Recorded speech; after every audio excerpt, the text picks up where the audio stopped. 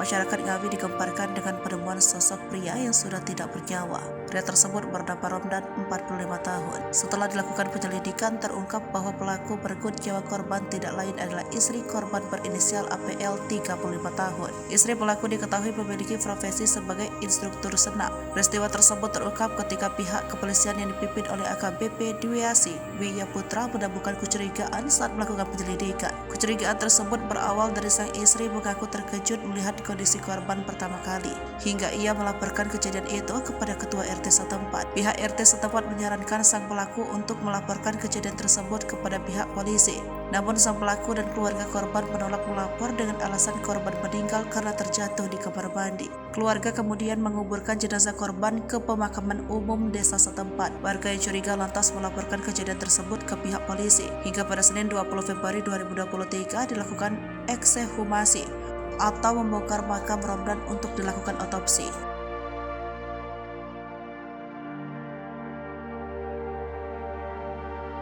Dokter forensik menemukan adanya bukti awal yakni tindak kekerasan yang menyebabkan korban meninggal. Hal tersebut diperkuat dengan penemuan barang bukti berupa palu dan kayu yang digunakan untuk mengakhiri nyawa korban. Tak hanya itu, ditemukan bukti lain berupa baju, spray hingga kasur yang dikubur di sekitar TKP.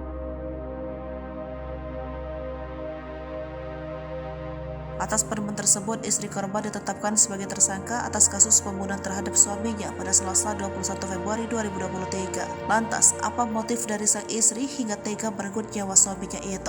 Diketahui motif kasus tersebut ialah permasalahan ekonomi. Sang istri mengaku sakit hati terhadap sang korban. Ia mengaku bahwa korban memiliki hutang sebesar 40 juta tanpa sepengetahuan sang istri. Ketika sang pelaku meminta solusi atas permasalahan hutang tersebut, sang suami tidak mampu memberikan solusi.